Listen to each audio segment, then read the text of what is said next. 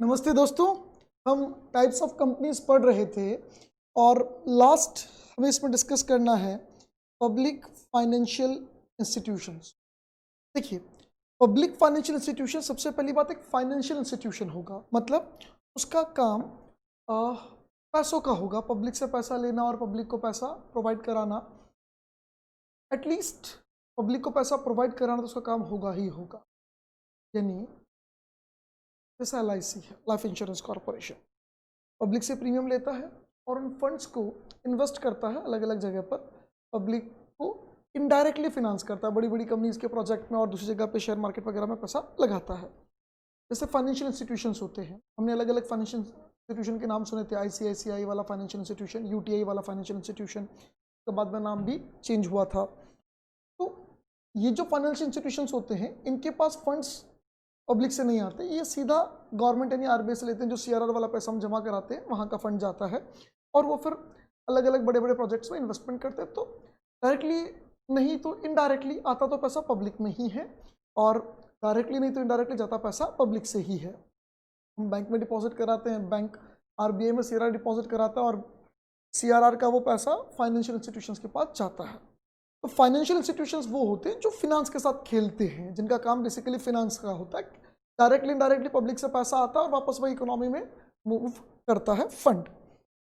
ऐसे financial institutions जिनको government ने नोटिफाई कर रखा है एज फाइनेंशियल इंस्टीट्यूशन, उनको हम पब्लिक फाइनेंशियल इंस्टीट्यूशन कहते हैं। यानी सिंपल शब्दों में अपन ऐसा बोल सकते हैं कि यार सबसे पहले तो ये फाइनेंशियल इंस्टीट्यूशंस है,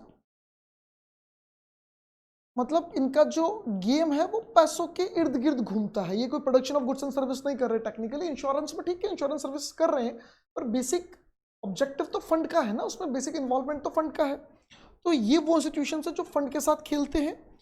इनको गवर्नमेंट ने नोटिफाई कर रखा है एज पब्लिक फाइनेंशियल इंस्टीट्यूशन। देखो, PFI का अगर स्टेटस मिलता है तो उसके कई सारे फायदे होते हैं अलग अलग जगह पर, हालांकि उतना डिटेल में हमको नहीं जाना, पर ठीक है, उनको कई सारे गवर्नमेंट की तरफ से बेनिफिट्स मिलते हैं। अब जो PFI है उसके लिए कंपनीज एक्ट 1956 में सेक्शन 4A था। तो सेक्शन 4A था, उसमें कई सारे फाइनेंशियल इंस्टीट्यूशंस को PFI पब्लिक फाइनेंशियल इंस्टीट्यूशन बोल रखा था। जैसे ICICI को उसी में बोल रखा था कि yes it is public financial institution.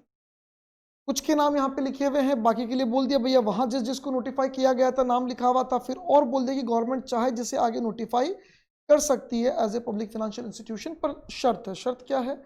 या तो वो सेंट्रल और स्टेट गवर्नमेंट के किसी स्पेसिफिक एक्ट में, जैसे LIC है तो किसी स्पेसिफिक एक्ट में रजिस्टर्ड है। ICICI तो हमने देखा था, ICICI का एक्ट बना था शायद 1955 का कुछ था।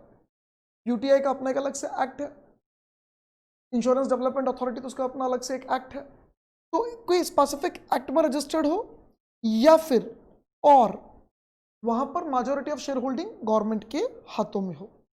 हम यहां पे देख सकते हैं क्या लिखा हुआ। सेक्शन 4A जो था वो 56 में था, 1956 वाले में था। जो हमारा 2013 वाला एक्ट है उसमें सेक्शन 2 सबसेक्शन 72 में पब्लिक फाइनेंशियल इंस्टीट्यूशंस को डिफाइन किया गया है। By virtue of section 2 subsection 72 of the Companies Act 2013, the following institutions are to be regarded as PFI। हम किस किस इंस्टीट्यूशन को PFI मानेंगे? सबसे पहले इसने बोला life insurance corporation of India, जो कि लाइफ इंश्योरेंस कॉर्पोरेशन एक्ट 1956 में रजिस्टर्ड हुआ है। Infrastructure development finance company limited को मानेंगे। UTI एक्ट में जो UTI बना फाइनेंशियल इंस्टीट्यूशन उसको मानेंगे। आपको बता दूं, पहले UTI फाइनेंशियल इंस्टीट्यूशन था, फिर UTI का बैंक बना, UTI बैंक, जिसका नाम बाद में एक्सिस बैंक चेंज हो गया, अभी आप उसको एक्सिस बैंक के नाम से जानते हो। और UTI एक फाइनेंशियल इंस्टीट्यूशन अलग से और है जो एक्ट 2002 के अकॉर्डिंग बना हुआ है। मतलब इसमें UTI में जो वो प्राइवेट का एक्सिस बैंक वगैरह जो ट्रांसफर हुआ था 2002 में, उसके कारण इस एक्ट का नाम कंप्लीट हो गया transfer of undertaking and repeal. कुछ प्रोविजंस रिपील हो गए, खत्म हो गए, कुछ अंडरटेकिंग ट्रांसफर हो गए उसको लेकर। Institutions notified by the central government under 4A, section 4A का सबसेक्शन 2 क्या होता है? जैसे 4A सुनने में अजीब लगता है सर, 3, 4, 5 समझ में आता है। देखो, जब एक्ट बना तो सेक्शन 1, 2, 3, 4, 5, 6 बन गए लाइन से। लॉ को फिर कभी लगता है, यानी गवर्नमेंट को कभी लगता है सिचुएशन में कि यार यहाँ एक सेक्शन इस चीज़ का और डालना चाहिए।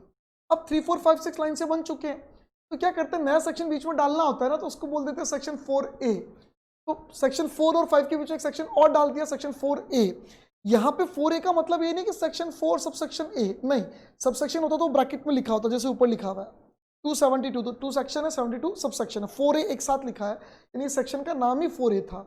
PFI 1956 वाले एक्ट में बाद में इंट्रोड्यूस किया गया था, उसका सबसेक्शन 2, 4A का सबसेक्शन 2 में जो नोटिफाइड हैं, जिसको कि हमारे इस नए एक्ट के सेक्शन 456 ने रिपेल कर दिया, खत्म कर दिया, उसमें जो नोटिफाइड थे उन सबको हम यहाँ पर पब्लिक फाइनेंशियल इंस्टीट्यूशन मानेंगे। हालांकि वो पूरा लॉ अब हमारे नए एक्ट से रिपील हो चुका है, खत्म हो चुका है। Such other institutions as may be notified by the central government, और ऐसे इंस्टीट्यूशन जिसको सेंट्रल गवर्नमेंट नोटिफाई करती है, हाँ obviously central government financial institutions को जब जब PFI का दर्जा देगी तो RBI के कंसल्टेशन के साथ होगा। अब देखो गवर्नमेंट भी कब नोटिफाई कर सकती है, उसमें हमने बोला इट हैज बीन एस्टेब्लिश्ड और कॉन्स्टिट्यूटेड बाय और under any central state government act, centre और स्टेट गवर्नमेंट का कोई स्पेसिफिक एक्ट हो उसमें वो रजिस्टर्ड हुआ हो, अदर देन दिस एक्ट या any previous companies law act. यानी कंपनी एक्ट में तो रजिस्टर्ड सारी कंपनी होती है, उसमें कौन सी खास बात है, इस एक्ट में रजिस्टर्ड नहीं है, इसके अलावा कोई अलग से एक्ट बना उस पर रजिस्टर्ड है।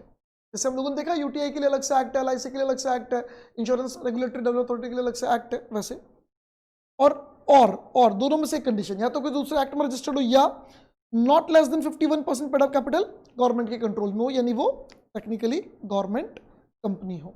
51% या उससे ज़्यादा होना गवर्नमेंट कंपनी वाली बात हो गई। तो भैया नोटिफाई दोनों कंडीशन में से कोई भी कंडीशन फुलफिल होगी तो ही गवर्नमेंट नोटिफाई कर पाएगी। नोटिफाई किससे पूछ के करेगी, RBI से। जो हमारा पुराना वाला 1956 वाला लॉ था उसमें सेक्शन 4A में जो नोटिफाइड थे वो सारे यहाँ पर भी कंटिन्यू रहेंगे, और इसके अलावा 2-3 एग्जाम्पल आपको ऊपर और नाम देती है। अब हमारे पास एक इंपॉर्टेंट टॉपिक आता है मोड ऑफ रजिस्ट्रेशन या इनकॉर्पोरेशन ऑफ कंपनी। कंपनी को कैसे रजिस्टर या इनकॉर्पोरेट किया जाता है। कुछ आपको चीज़ें समझाना चाहूँगा, फिर 1-2 डॉक्यूमेंट्स में आपको ओरिजिनल कैसे होते हैं वो दिखाऊंगा। मेरी इच्छा तो थी कि मैं आपको पूरा MCA21 की वेबसाइट पे ले जाकर कंपनी का पूरा रजिस्ट्रेशन का प्रोसेस ऑनलाइन दिखाता कैसे होता है, बहुत इंटरेस्टिंग होता, मज़ा आता, पर वीडियो लेक्चर्स में उतना पॉसिबल नहीं हो पाता, उतना इफेक्टिवली नहीं हो पाएगा शायद, तो इसलिए मैंने एक बार उसको स्किप किया है। कभी मूड बना तो अपन चलो कोशिश करेंगे, हालांकि it's not part of your course, syllabus का पार्ट नहीं, बट कभी मूड हुआ तो देखेंगे। ठीक है, फिलहाल तो हम उस चीज़ पे नहीं जाएंगे, पर हाँ कुछ डॉक्यूमेंट्स में आपको ओरिजिनल ज़रूर दिखाऊंगा जिससे आपको थोड़ा सा इंटरेस्ट क्रिएट होगा इसमें। ठीक है, सबसे पहले कंपनी बनाने के लिए 2 लोग होते हैं, एक नॉर्मल पर्सन्स जिनको जनरली बिजनेस करने के लिए, हालांकि सेक्शन 8 कंपनी बिजनेस के लिए नहीं होती, वो भी हो सकती है, बट जनरली बिजनेस करने के लिए कंपनी बनानी है, और कुछ प्रोफेशनल्स, चार्टर्ड अकाउंटेंट्स हो सकते हैं, लॉयर्स हो सकते हैं, एक्सपर्ट्स हो सकते हैं कंपनी बनाने के लिए, है ना। ये लोग मिलकर कंपनी का फॉर्मेशन या रजिस्ट्रेशन करवाते हैं। फॉर्मेशन करने का पावर होता है रजिस्ट्रार ऑफ कंपनीज के पास, ROC। क्लियर करना, जो रजिस्ट्रार ऑफ कंपनीज होता है वो सेंट्रल गवर्नमेंट के अकॉर्डिंग काम करता है, यानी वो सेंट्रल गवर्नमेंट का एम्प्लॉय है, सेंट्रल गवर्नमेंट उसको अपॉइंट करती है, स्टेट गवर्नमेंट का उसमें कोई इंटरफेरेंस नहीं है। यानी कंपनीज एक्ट पूरे इंडिया के लिए यूनिफॉर्म है, और उसमें जो रजिस्ट्रेशन की प्रोसेस है वो सेंट्रल गवर्नमेंट डिसाइड करती है। सेंट्रल गवर्नमेंट का जो मिनिस्ट्री ऑफ कॉर्पोरेट अफेयर्स होता है उसके अंडर में ROC काम करता है टेक्निकली। वैसे मैं आपको क्लियर कर दूं, जनरली हर स्टेट में एक रजिस्ट्रार ऑफ कंपनीज होता है, कुछ स्टेट में 2 है, जैसे एक तो तमिलनाडु में और एक महाराष्ट्र में। महाराष्ट्र में जैसे एक तो हमारे मुंबई में है, आमची मुंबई, और दूसरा जो है वो पुणे में है। मुंबई वाला रजिस्ट्रार मुंबई में जो कंपनीज बनती है उनको संभालता है, और पुणे वाला रजिस्ट्रार पुणे में जो कंपनी बन रही है, रेस्ट ऑफ द महाराष्ट्र में जो कंपनी बन रही है उनके लिए काम। ठीक है, जैसे आपको राजस्थान की बात करें, राजस्थान में एक ही रजिस्ट्रार है, तो राजस्थान में आप कहीं पे भी कंपनी बनाना चाहते हो, आपको रजिस्ट्रार राजस्थान वाला जो है उसी को एप्लीकेशन फाइल करनी पड़ेगी। आप गुजरात वाले रजिस्ट्रार को, महाराष्ट्र वाले रजिस्ट्रार को फाइल नहीं कर सकते हो। आपका जहां सिचुएशन होने वाला है, जहां आपका रजिस्टर्ड ऑफिस लोकेट होने वाला है, वही का जो रजिस्ट्रार है उसी को आप अप्लाई करोगे। यानी जो मुंबई में अपना रजिस्टर्ड ऑफिस चाहता है वो मुंबई वाले रजिस्ट्रार को अप्लाई करेगा, जो मुंबई के बाहर राष्ट्र महाराष्ट्र में कहीं जाता है वो पुणे में करेगा, गुजरात वाला गुजरात का जो रजिस्ट्रार है उसको करेगा। तमिलनाडु में भी 2 है, एक चेन्नई में होगा, एक शायद कोयम्बटूर में कहीं। अब रजिस्ट्रार ऑफ फर्म्स देखो, वापस एक बता दूं, पार्टनरशिप फर्म में जो रजिस्ट्रार ऑफ फर्म होता है वो स्टेट गवर्नमेंट के अकॉर्डिंग होता है। तो registrar of firms state government के अंडर में काम कर रहा, मतलब जब आप पार्टनरशिप फर्म का रजिस्ट्रेशन कराते हो तो आप टेक्निकली स्टेट गवर्नमेंट पर रजिस्ट्रेशन, यहाँ सेंट्रल गवर्नमेंट पर रजिस्ट्रेशन के लिए ऑब्वियसली फीस तो चाहिएगी, कुछ डॉक्यूमेंट्स वगैरह चाहिएंगे। एक तो फीस जो भी प्रिस्क्राइब्ड है वो चाहिए, उसके बाद डॉक्यूमेंट्स में memorandum of association, article of association. Memorandum of association technically आत्मा है कंपनी की, कि भाई कंपनी का नाम क्या है, आर्टिफिशियल पर्सन है ना, तो उसका नाम क्या है, उसका उद्देश्य क्या है, उसके जो मेंबर्स होंगे, शेयर होल्डर्स जिसको हम सामान्यतः बोलते हैं। मैंने समझाया था आपको कि कुछ कंपनीज में शेयर्स नहीं होते, तो वहाँ पे शेयर होल्डर नहीं होता तो उसको मेंबर बोल देते हैं, और जिस कंपनी में शेयर्स हैं वहाँ पे जो शेयर होल्डर होगा वही मेंबर होगा। एक बंदे का डाउट आया मेरे पास एक बार, सर एक बंदा शेयर होल्डर नहीं है, क्या वो डायरेक्टर अपॉइंट हो सकता है? मैंने कहा ठीक है, हो गया, आगे बोलो। सर क्या वो डायरेक्टर भी मेंबर कहलाएगा? नहीं, member is typically share holder अगर कंपनी में शेयर्स है तो, और शेयर्स नहीं है तो जिनका नाम कंपनी के आर्टिकल में लिखा गया है एज ए मेंबर, वो मेंबर कहलाएंगे। ठीक है सर। एक मेमोरेंडम बनेगा। Article is not compulsory, public company के लिए कंपलसरी नहीं होता है, पब्लिक लिमिटेड बाय शेयर्स के लिए उनके लिए स्टैंडर्ड फॉर्मेट बना हुआ है कंपनीज एक्ट में। अगर कंपनी ने अपने रजिस्ट्रेशन के समय आर्टिकल नहीं दिया तो स्टैंडर्ड फॉर्मेट को ही कंपनी का आर्टिकल मान लिया जाएगा। इसके अलावा कुछ डिक्लेरेशंस होते हैं, भैया हमने बिल्कुल सही काम किया है। डायरेक्टर का डिक्लेरेशन होता है, और भी डिक्लेरेशंस होंगे, जो भी लीगल ऑफिसर वहाँ पे जो उनकी हेल्प कर रहा होगा, जो प्रोफेशनल, उन सबके डिक्लेरेशन होंगे कि ठीक है वी हैव डिड बिल्कुल परफेक्टली काम किया है। और ये सारी चीज़ें आरओसी के पास जाती है तो आरओसी क्या करता है, रजिस्टर्ड करता है। ये एक नॉर्मल तरीका। अब जिनको मैंने कहा कि नॉर्मल पर्सन्स हैं, ये प्रमोटर कहलाते हैं। प्रमोटर की बेसिक डेफिनेशन तो ये होती है कि जिन लोगों ने कंपनी को बनाने का इंटेंशन रखा है, कंपनी को बनाना चाहा है। अब ये जो प्रमोटर्स होते हैं ये मेमोरेंडम में अपना नाम लिखाते हैं as a subscriber, subscribers, they are subscribing. और ये जब सब्सक्राइब करते हैं तो उनके सामने लिखा रहता है नंबर ऑफ शेयर्स, कि हम कितने नंबर ऑफ शेयर्स खरीदने को तैयार हैं, अगर कंपनी लिमिटेड बाय शेयर्स है तो, नहीं तो अदरवाइज ठीक है। गारंटी कंपनी है तो वो नंबर ऑफ शेयर्स नहीं लिखे हुए रहेंगे, वहां पर गारंटी अमाउंट लिखा रहेगा सब्सक्राइबर्स का, वो आर्टिकल में लिखा रहेगा। तो वैसे सब्सक्राइबर का नाम आर्टिकल में भी होता है, मेमोरेंडम में भी होता है, उनका गारंटी अमाउंट लिखा हुआ रहेगा मेमोरेंडम आर्टिकल में, मेमोरेंडम में। तो वहाँ पे जो सब्सक्राइबर होंगे लिमिटेड बाय शेयर्स में, उनके नाम के आगे नंबर ऑफ शेयर्स लिखे हुए रहेंगे, अगर कंपनी बन जाती है तो हम कितने शेयर्स खरीदने को तैयार हैं। तो बेसिकली जो प्रमोटर्स हैं सामान्यतः है वही अपना नाम लिखाते हैं एज ए सब्सक्राइबर, और जब कंपनी बन जाती है तो वो बेसिक इनिशियल शेयर होल्डर्स बनते हैं। कंपनी के आर्टिकल में किसी का नाम लिखा जा सकता है एज ए डायरेक्टर, कि हाँ मैं डायरेक्टर बनने को तैयार हूँ, आर्टिकल में लिख दिया। भाई कंपनी बनने से पहले आप डायरेक्टर कैसे अपॉइंट कर सकते हो? जो कंपनी बनी नहीं उसका डायरेक्टर कैसे? तो आर्टिकल में लिख दिया कि भाई कंपनी बनेगी तो मैं डायरेक्टर बनने को तैयार हूँ, और वो जिस बंदे का अपने नाम लिखा उसकी कॉन्सेंट लेटर भी आपको साथ में रजिस्ट्रार को देनी पड़ती है कि हाँ साहब मैं रेडी हूँ, मैं बनना चाहता हूँ। कंपनी बन जाती है तो क्लियर करो वापस, यहाँ पे भी एक टेक्निकल बात।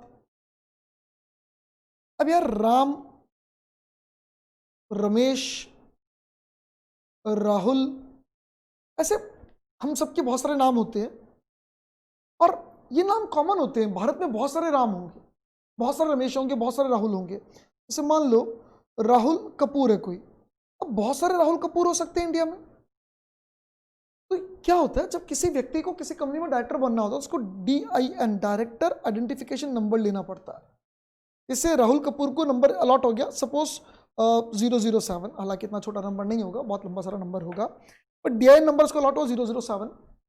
अब राहुल कपूर XYZ लिमिटेड में भी डायरेक्टर है और ABC लिमिटेड में डायरेक्टर है, तो गवर्नमेंट को पता चल जाएगा अच्छा ये राहुल XYZ में भी, ABC में भी। अगर इसने XYZ में कोई घपला किया, कोई चिट्ठी की, तो पता पड़ जाएगा अच्छा ये उस दूसरी कंपनी में भी है, इसको हटवाओ वहां से भी। तो आइडेंटिफिकेशन प्रॉपर हो जाती है। जैसे कंपनी रजिस्टर्ड होती है तो कंपनी को भी एक आइडेंटिफिकेशन नंबर मिलता है, CIN। नाम कॉमन हो सकते हैं, वहां डिफिकल्टी हो सकती है पहचानने में, स्पेलिंग मिसप्रिंट वगैरह हो सकती है, इसलिए एक नंबर दिया जाता है, कंपनी को भी एक नंबर दे दिया जाता है। ये नंबर है, इस नंबर से कंपनी पहचानी जाएगी। ये डायरेक्टर का नंबर है, इससे इस DIN नंबर से डायरेक्टर पहचाना जाएगा। और DI नंबर वगैरह लेके आर्टिकल में नाम लिख के आपने रजिस्ट्रार को दे दिया कॉन्सेंट लेटर के साथ कि भाई ये आर्टिकल, ये बंदा डायरेक्टर बनना चाहता, तो आगे क्या बन जाएगा, डायरेक्टर बन जाएगा। ये एक सिंपल प्रोसेस मैं आपको समझाना चाह रहा हूँ। हम इसमें सबसे पहले एक मेमोरेंडम कैसा होता है, क्या होता है, उसको समझ लेते हैं। बहुत छोटा सा होता है, एक मेमोरेंडम देख लेते हैं। Memorandum of association and article of association of GMR enterprises private limited. जैसे मैं 2-3 बातें आपको समझाऊंगा। बेसिकली मेरा फोकस सिर्फ अभी मेमोरेंडम पे होगा, आर्टिकल पे मैं बहुत डिटेल फोकस अभी नहीं करना चाहूंगा। आपके सिलेबस में जितना होगा उतनी बात हम कर लेंगे, बहुत ज़्यादा डिटेल में मैं नहीं जाऊंगा। चलिए, ये सब तो सिंपल सिंपल चीज़ें हैं। सबसे पहले तो ये देख लीजिए, जब कंपनी रजिस्टर्ड हो जाती है तो ये सर्टिफिकेट देता है रजिस्ट्रार, पंजीकरण प्रमाण पत्र। ये देखो, कॉरपोरेट पहचान संख्या, जिसको हम नीचे इंग्लिश में देखें तो CIN, कॉरपोरेट आइडेंटिटी नंबर, और सर्टिफिकेट ऑफ इनकॉर्पोरेशन की कंपनी बन गई है, इस बात का certificate. ROC registrar of companies जो होता है, जैसे कर्नाटक में बनी तो जो रजिस्ट्रार ऑफ कंपनीज है कर्नाटक का, उसके साइन और उसकी यहाँ पे सील है। कुछ नहीं, सिंपल सा लिख दिया साहब, ये इनका नंबर है और ये इस दिन रजिस्टर्ड हुई। दो चीज़ें इंपॉर्टेंट, एक तो नंबर और दूसरा date. Given under my hand at Bengaluru this 5th day of June, यानी 5 जून को बनी है 2007। 5 जून 2007 में कंपनी क्या हुई है, रजिस्टर्ड हुई है। अकाउंटिंग ईयर 7-8 हो गया। तो जिस दिन का इनकॉर्पोरेशन सर्टिफिकेट होगा, ये माना जाएगा कंपनी उसी दिन बनी है। उससे एक दिन पहले भी अगर कंपनी ने कोई एक्टिविटी की है तो कंपनी एग्जिस्टेंस में नहीं थी। क्लियर करना, इसका बहुत इंपॉर्टेंस है कि किसी भी कभी भी कोई केस हो जाए, कुछ भी बात हो जाए, तो कंपनी का यही डेट माना जाएगा कि कंपनी इस दिन इनकॉर्पोरेट हुई थी, इससे पहले नहीं हुई थी। चलिए, अंडर द कंपनीज एक्ट 1956, पुराने वाले में बना हुआ है, ऐसा ही अभी भी बनता है। Companies limited by shares, memorandum of association, GMR enterprises private limited.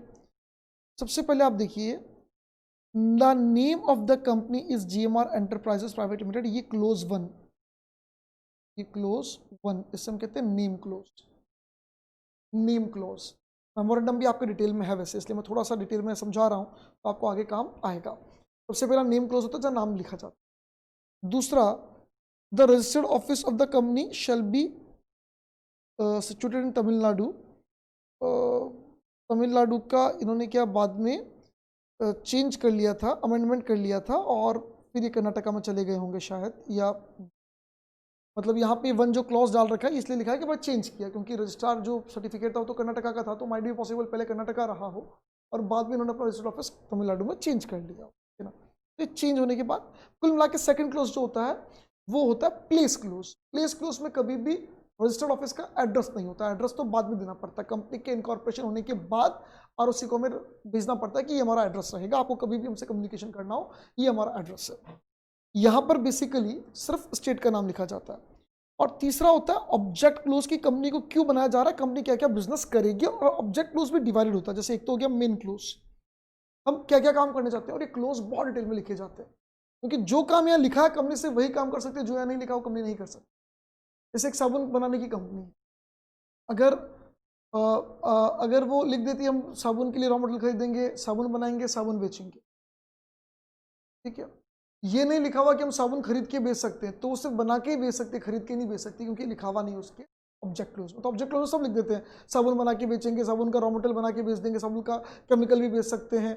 अब ये वो मतलब जितनी भी चीज़ होती है दूसरों के ब्रांड नेम के लिए हम बना के दूसरों को दे सकते हैं कि साहब ये आपके ब्रांड नेम में आप बेचो। तो डिटॉल कंपनी है, मेरी फैक्ट्री में मैं साबुन बना के डिटॉल के नाम से डिटॉल का दे रहा हूँ, वो आगे मार्केटिंग कर रहा है, मैन्युफैक्चरिंग हमारी है, मार्केटिंग इनकी, ऐसा होता है, बहुत सारी कंपनियां करती।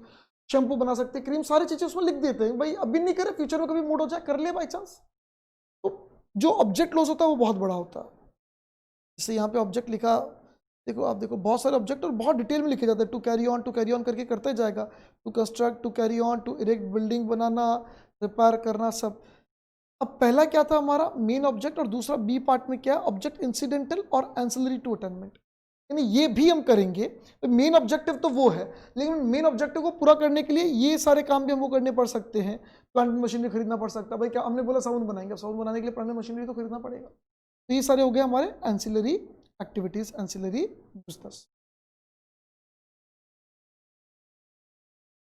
और इसमें देखो बहुत डिटेल, बहुत सारे पॉइंट्स आपको यहाँ पे दिख जाएंगे।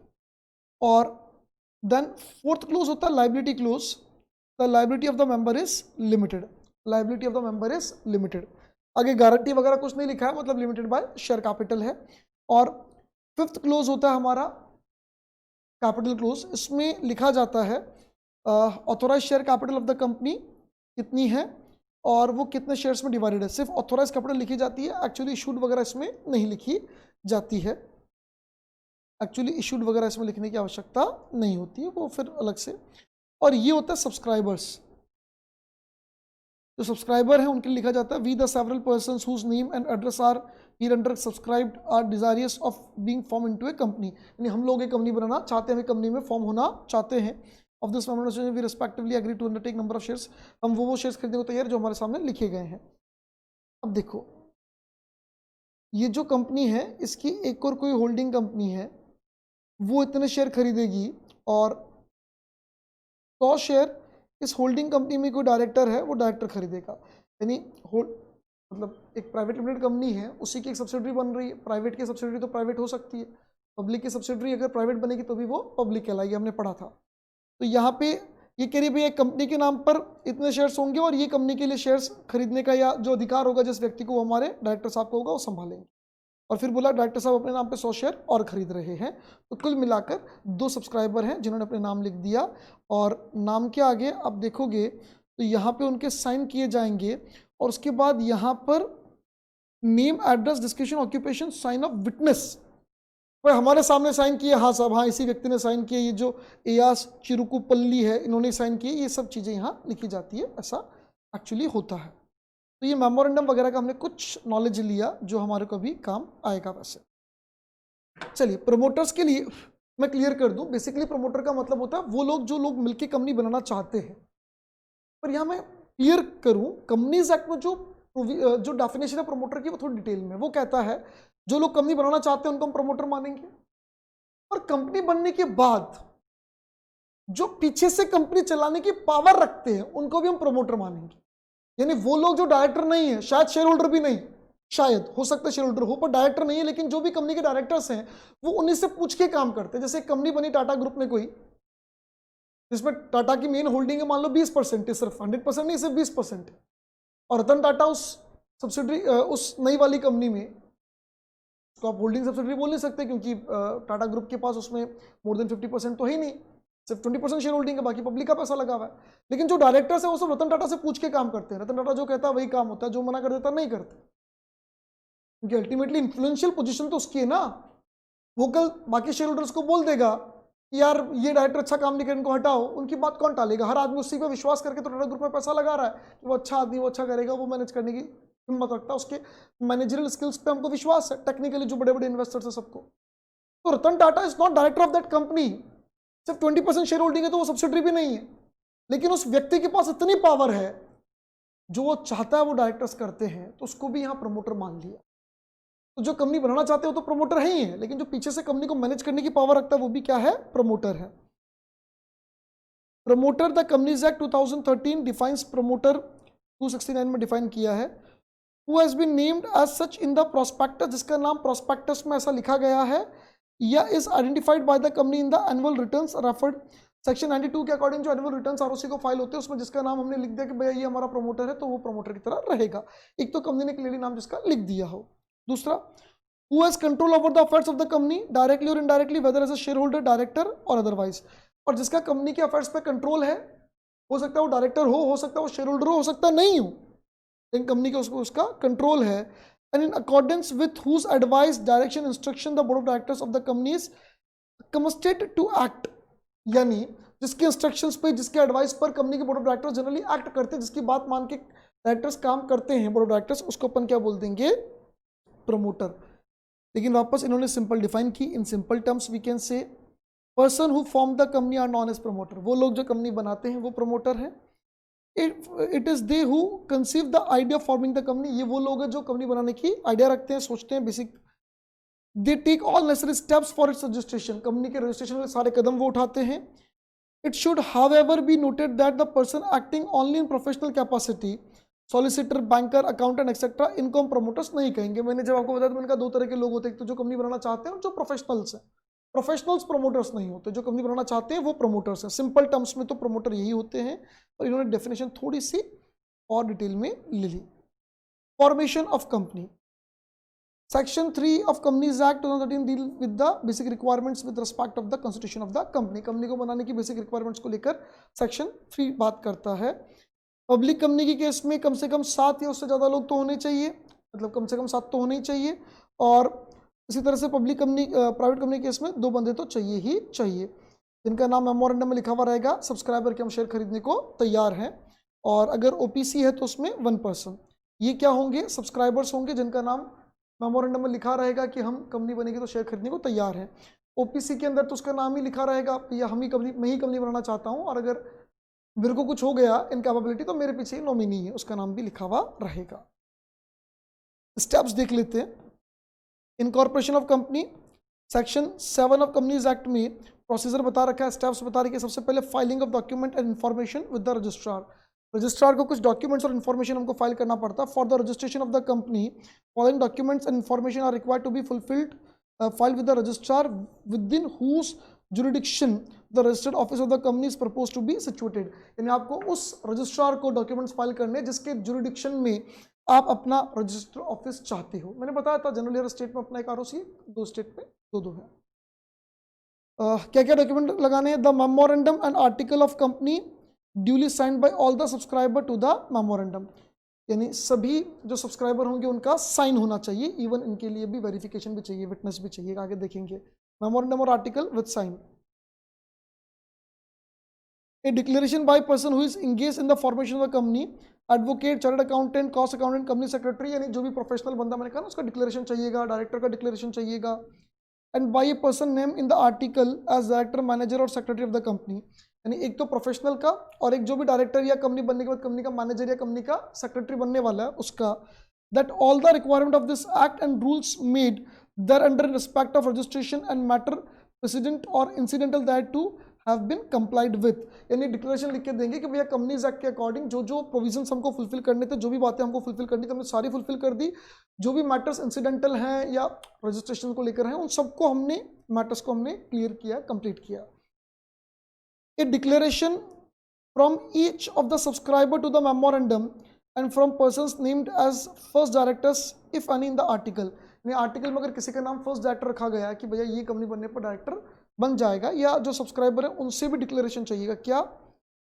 He is not convicted of any offence in connection with the promotion, formation and management of company. यानी किसी भी कंपनी के प्रमोशन, फॉर्मेशन और मैनेजमेंट को लेकर उसको कभी कोई जेल नहीं हुई है, यानी कभी कोई घपला नहीं किया, ना कंपनी बनाने में, कंपनी चलाने में, कंपनी के मैनेजमेंट में कभी कोई घपला नहीं किया। ये हर सब्सक्राइबर यानी शेयर होल्डर को, प्लस हर जो डायरेक्टर बनने का इच्छुक है जिसका नाम मेमोरेंडम में लिखा गया, सबको लिखना पड़ेगा। He has not been found guilty of any fraud or misfeasance of any breach of duty of the company under this act or any previous company law। यानी उसने कभी भी कोई फ्रॉड नहीं किया, कभी किसी फ्रॉड का गिल्टी नहीं है, कहीं पे भी उसने अपनी लापरवाही नहीं की, ऐसी कहीं पे भी कोई गलती नहीं की, कोई ब्रीच ऑफ ड्यूटी कुछ भी नहीं किया, कोई लापरवाही नहीं, कहीं कोई घपलेबाजी नहीं, कुछ भी नहीं किया है इन लास्ट 5 years।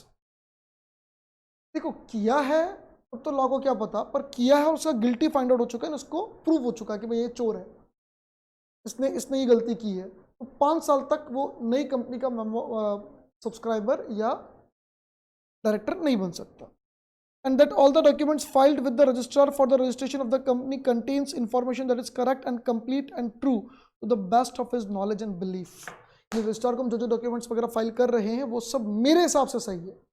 इन्होंने कहा सारे सही है, इसने कहा मेरे हिसाब से सही है, यानी मैंने जो साइन किया तो सही है। अब मेरे पास सब्सक्राइबर में 4 जनों के नाम और हैं, वो चारों भी सही है कि नहीं है मेरे को नहीं पता, मेरा वाला तो सही है, मतलब मेरी जितनी नॉलेज है उसके हिसाब से सब सही है। Address for correspond till registered office established, और रजिस्टर्ड ऑफिस एस्टेब्लिश होने तक कहाँ पर कम्युनिकेशन करना है वो बताना पड़ता है। एक लेटर उसका भी डॉक्यूमेंट जाता है। जैसे रजिस्टर्ड होता है उसके बाद आपको परमानेंट एड्रेस भी आपका देना पड़ता है रजिस्ट्रार को। The particular name including surname or family name, नाम, surname, residential address and nationality of every subscriber to the memorandum along with the proof of identity. यानी जितने भी सब्सक्राइबर है सबका नाम, सरनेम, रेसिडेंशियल एड्रेस, नेशनलिटी सब देना पड़ता है प्रूफ ऑफ आइडेंटिटी के साथ कि कहाँ के हैं। In case of subscriber being a body corporate, अगर सब्सक्राइबर कोई कंपनी, जैसे अभी जीएमआर वाले हमने देखा था कि एक सब्सक्राइबर कंपनी था, जीएमआर होल्डिंग प्राइवेट लिमिटेड, तो सच particulars as may be prescribe. तो कॉर्पोरेट के केस में जो जो लॉ में लिखा उस अकॉर्डिंगली, यानी उसका CIN, उसका रजिस्ट्रेशन लेटर वगैरह वो सब चाहिए होता है, मतलब certificate of incorporation. The particulars name including surnames, director identification number, residential address, nationality of the persons mentioned in the article as the subscriber to the memorandum and such other particulars including proof of identity as may be prescribed. देखो DIN तब चाहिएगा जब उसने अपने आप को director बनाने की इच्छा रखी हो, आर्टिकल में उसका नाम as a first director put किया गया हो तो DIN चाहिए, अदरवाइज नहीं चाहिए। The particular of the interest of the persons mentioned in the articles as the first director of the company in the other firms or body corporates along with their consent to act as a director of the company। यानी जो first director बनना चाहते हैं वो किस किस company में अभी क्या क्या पोजीशन पर हैं, ये सारी जानकारी देनी पड़ेगी, प्लस उनका रिटर्न कॉन्सेंट देना पड़ेगा कि हाँ अगर कंपनी का इनकॉर्पोरेशन हो जाता है तो उसके बाद हम कंपनी के फर्स्ट डायरेक्टर बनने को रेडी हैं।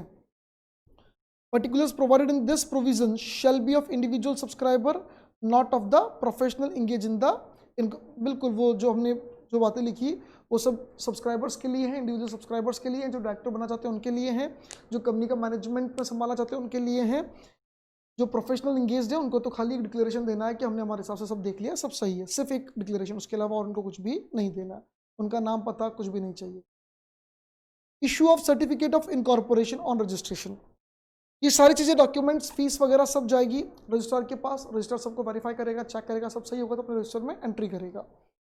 The register on the basis of documents and information filed shall register all the documents and information in the register and issue a certificate of incorporation in the prescribed form to the effect that the proposed company is incorporated under this act. Entry करके certificate of incorporation दे देगा, मतलब company क्या हो गई, registered हो गई। Allotment of CIN on and from the date mention in the certificate, on and from the date mention, मैंने कहा था डेट इंपॉर्टेंट है, 5th day of June 2007 लिखा हुआ था। Of incorporation the registrar shall allot to the company corporate identity number, यानी जो date उसमें लिखी हुई है उसी डेट से वो नंबर जो ऊपर लिखा हुआ था CIN नंबर वो अलॉट हुआ, ये मान लिया जाएगा रजिस्ट्रार ने उस डेट को ये CIN नंबर अलॉट किया है, उस डेट के बाद से उसको या उस डेट से उस कंपनी को उस नंबर से जाना जाएगा। लीगल एक्टिविटीज में which shall be distinct identity of the company and which shall also be included in the certificate, certificate में इंक्लूड होगी और एक कंपनी की अलग से आइडेंटिटी होगी। Maintenance of copies of all documents and information, जो भी डॉक्यूमेंट और इन्फॉर्मेशन का हम यहाँ बात कर रहे हैं, सारी डॉक्यूमेंट्स और कॉपीज सब सारी इन्फॉर्मेशन कंपनी को अपने रजिस्टर्ड ऑफिस पर हमेशा के लिए मेंटेन करनी पड़ती है। कभी भी कोई कह दे आपके फर्स्ट डायरेक्टर कौन थे, आपका मेमोरेंडम दिखाओ, आपका आर्टिकल दिखाओ, कंपनी को दिखाना पड़ेगा, आपका सर्टिफिकेट ऑफ इनकॉर्पोरेशन दिखाओ, दिखाना पड़ेगा। The company shall maintain and preserve at its registered office copies of all documents and information as originally filed till its dissolution, dissolution तक हमेशा रखना पड़ेगा। अगर कोई फॉल्स स्टेटमेंट्स दिए तो बहुत होते हैं, फिर फाइन्स पेनल्टीज बहुत ज़बरदस्त है।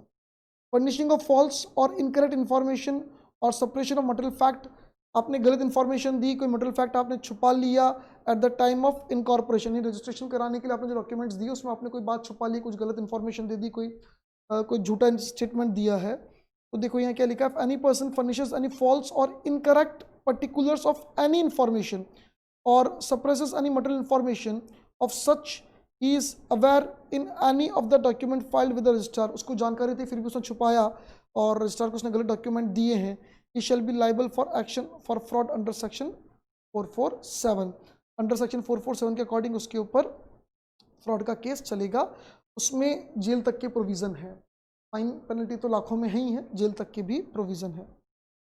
कंपनी ऑलरेडी इनकॉर्पोरेटेड है बाय फर्निशिंग फॉल्स और इनकरेक्ट इन्फॉर्मेशन रिप्रेजेंटिंग और बाय सप्रेसिंग मटेरियल फैक्ट, पहले से है और बाद में पता पड़ जाओ साहब इन्होंने पहले चोर बड़ा किया था, तो बाद में भी रजिस्ट्रार पुराने डॉक्यूमेंट्स को निकाल के आपको धो सकता है। यानी where at any time after the incorporation of a company it is proved that the company has been got incorporated by furnishing any false और incorrect information or representing by suppressing any material fact or information in any document, यानी किसी भी document में कोई भी misrepresentation था, material fact को छुपाया गया, जानबूझ के उसको ऑल्टर किया गया, और जो डिक्लेरेशन फाइल किए उन सब में कहीं ना कहीं कुछ ना कुछ घपला था, कुछ ना कुछ फ्रॉडुलेंट एक्टिविटी हुई है. By any fraudulent action, the promoter, the person named as the first director of the company, the person making declaration under this section shall be liable for fraud for 7 में. यानी अगर 10 साल बाद पता पड़ जाए जब कंपनी का रजिस्ट्रेशन हुआ तो ये गलत इन्फॉर्मेशन दी गई थी, तो उस समय भैया कौन कौन सब्सक्राइबर थे, कौन कौन उसमें प्रमोटर्स थे और कौन कौन उस कंपनी में फर्स्ट डायरेक्टर्स वगैरह बने थे, उन सबके नाम लाओ, उन सबको हम जेल डाल सकते हैं.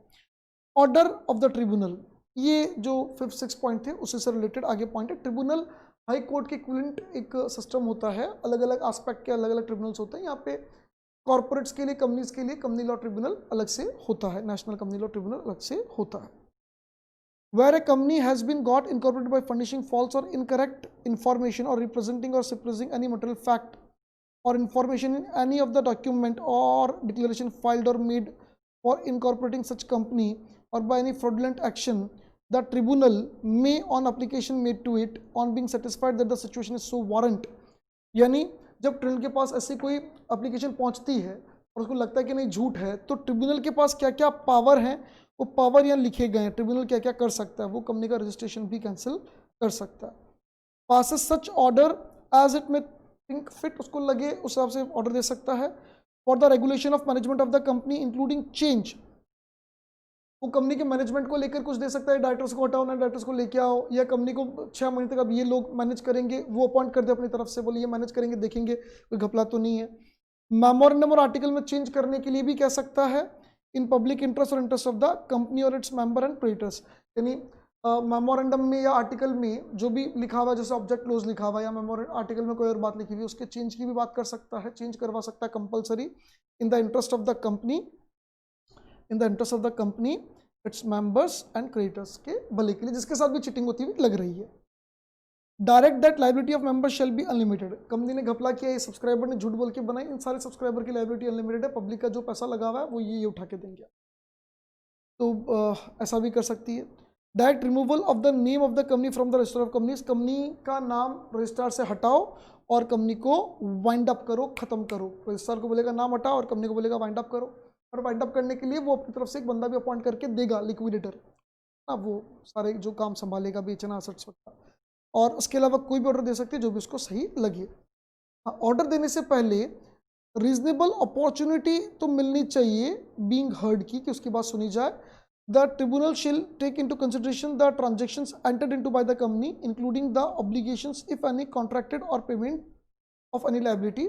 यानी अगर कंपनी ने कोई कॉन्ट्रैक्ट साइन कर रखा है, कोई कंपनी की लायबिलिटी है, कहीं कोई पेमेंट या कॉन्ट्रैक्ट का कोई अकरेंस फ्यूचर में होना है, तो वहाँ ये भी ट्रिब्यूनल को देखना पड़ेगा कि अगर कंपनी का नाम हटा देते हैं, वाइंड अप कर देते हैं, तो उन फर्दर कॉन्ट्रैक्ट्स पे क्या इंपैक्ट आएगा और उससे दूसरी कंपनी से दूसरे प्रोजेक्ट्स पे क्या इंपैक्ट आ रहा है, शेयर होल्डर के पैसों पे क्या इंपैक्ट आ रहा है, उन सबको देखना पड़ेगा. Simplified pro forma of incorporating company electronically, electronic company को कैसे बनाया जाता है, उसका सिंप्लीफाइड परफॉर्मा एक बनाया गया है. मतलब एक सिंपल सा कंसेप्ट बनाया गया है, एक सिंपल सा फॉर्म बनाया गया है, जिस फॉर्म को फिल करो और आपकी कंपनी इलेक्ट्रॉनिकली ऑनलाइन रजिस्टर्ड हो जाएगी. मैंने कहा था ना MCA 21 के वेबसाइट पे मेरा मूड था आपको दिखाने का, ठीक है, इतना दिखाया नहीं पर एक ऐसा है. The ministry of corporate affair has taken various initiatives for ease of business in a step towards easy setup of business. MCA has simplified the process of filing forms for incorporation of a company through simplified performa for incorporating company electronically. Electronically आप company को पूरा बना सकते हो, आपको बताने की जरूरत नहीं. MCA 21 पे पूरा सिस्टम बता रखा है, सिंपल सा परफॉर्मा है, वो आपको फुलफिल करना है, फाइल करना, सारा डेटा वहीं से सीधा ऑनलाइन और उसी के पास चला जाएगा, और ROC सब सही है तो आपका रजिस्ट्रेशन वहीं मान लेगा. इफेक्ट ऑफ रजिस्ट्रेशन वगैरह से अगला टॉपिक हम नेक्स्ट वीडियो में डिस्कस करते हैं. यहाँ तक के लिए बहुत है. Thank you, bye bye.